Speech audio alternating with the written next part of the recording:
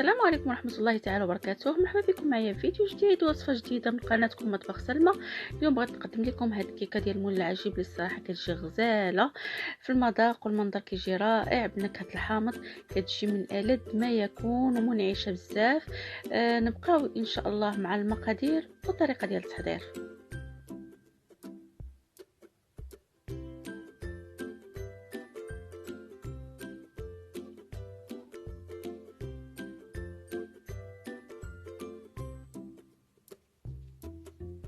بالنسبه للمقادير كنحتاجو على بركه الله 4 ديال البيضات، كاس معمر ديال الزيت، كاس ديال سنيده، واحد دانون ديال الفاني، الا لقينا ديال الحامض كان احسن، الدقيق حسب الخليط، لاغوم ديال الحامض، وواحد 2 ساشي ديال الخمارات مع واحد رشه ديال الملح.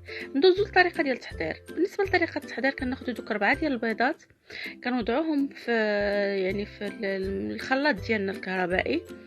ممكن انا نديرو نخدمو الطراب الكهربائي. كنوضعوا دوك 4 ديال البيضات وكنزيدوا عليهم داك كاس ديال السكر سنيده، ونوضعوا هاد العناصر كلهم يضربوا مزيان. من بعد ما ضربناهم مزيان كنزيدوا عليهم داك الكاس ديال الزيت، وكنعاودوا نزيدوا نخلطوهم عاوتاني مره اخرى. من بعد ما خلطناهم كنزيدوا داك الكاس ديال دانون ديال الفاني. الا قلت لكم الا لقينا ديال الحامض كان احسن، انا ما متوفرش عندي ديال الحامض خدمت غير ديال الفاني.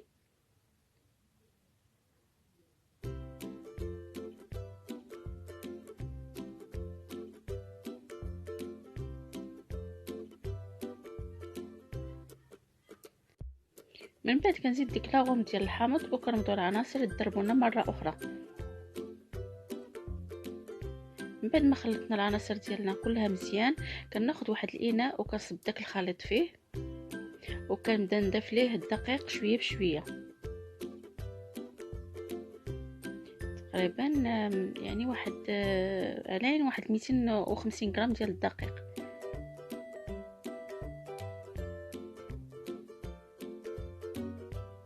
كنخلط غير بشويه بشويه حتى كيولي عندي القوام ديال الكيك.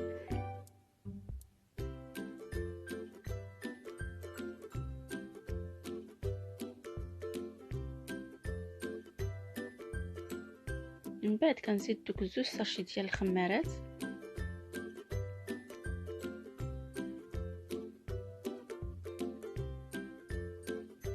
وكنخلط العناصر ديالنا كلها مزيان. هنايا كنخدمو غير نخدمو يا الفوي يا المعلقه.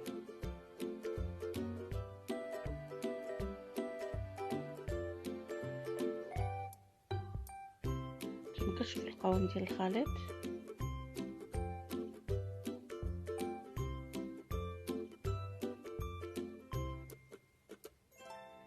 من بعد كنضيف واحد معلقه ديال الخل اللي الصراحه كتعطي واحد الهشاشه لهاد الكيك هذا. انا ديما في الكيك كنزيد ديك المعلقه ديال الخل، الصراحه كتنفخ لينا الكيك وكتعطي واحد الهشاشه ليه. خديت هنايا داك القالب ديالي دهنته بالزبده ورشيته بالدقيق ودخلته المجمد واحد شويه حتى شد في راسو مزيان.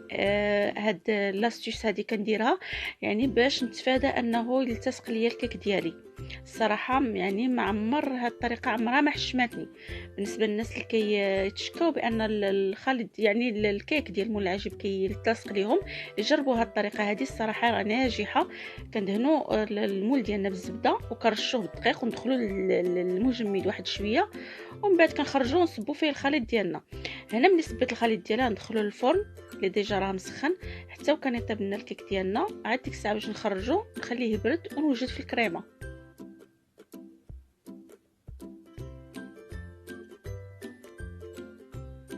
بالنسبه للمقادير ديال الكريمه كنحتاجو على بركه الله نصف لتر ديال الحليب، 3 المعالق ديال مايزينا او كريم باتيسير اللي بغيتو اللي متوفر عندكم، 3 المعالق ديال السنيده، واحد العلبه من فلون الفاني، واحد المعلقه من لاغوم ديال الحامض. ناخذ داك نصف لتر ديال الحليب وكنضيفوا له داك السكر وداك البودره ديال الكريم باتيسير قلت لكم كانت بودره ديال الكريم باتيسير، ما كانش ممكن انكم تعوضوها بالنشا. وكنزيدوا عليهم داك الفلون ديال الفاني.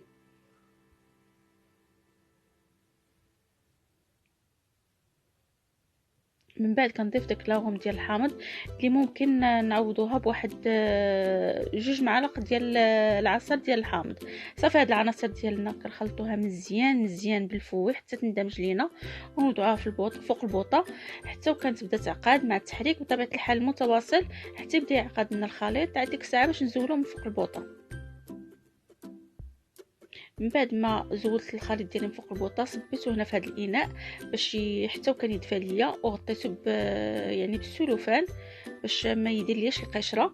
الكيك ديالي من بعد ما خرجتها هانتوما كتشوفوا يعني كيف كتجي اللون ديالها ذهبي، والخليط ديال الكريمه هانتوما يعني ملي برد ليا كنحاول نضربو غير واحد شويه صافي كنصبو في وسط من الكيك ديالي.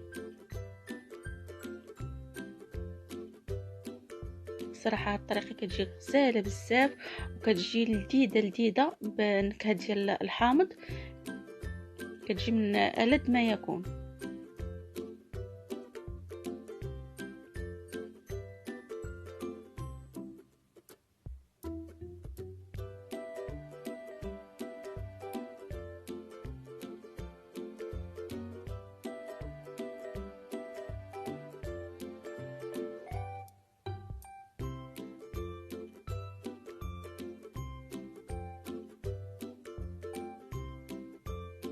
من بعد باش غنزينها خديت واحد القطع من الفريز، يعني شديت الفريز ديالي قطعت واحد هكا انصاف وزينت به. يعني تزيين جد بسيط بصراحه كيجي يعني يروق في المنظر.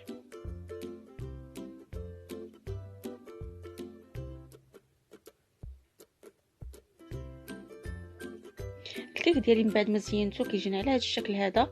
كنتمنى ان الوصفه ديال اليوم يعني تكون خفيفه على قلوبكم وتروقكم وتنال اعجابكم واستحسانكم. ما تنساونيش اخواتي من دعمكم، لايك، الاشتراك، تفعيل الجرس، وبطبيعه الحال تبارطاجيو الفيديو مع الاصدقاء ديالكم. وشكرا لكم بزاف بزاف على الدعم ديالكم المتواصل معايا.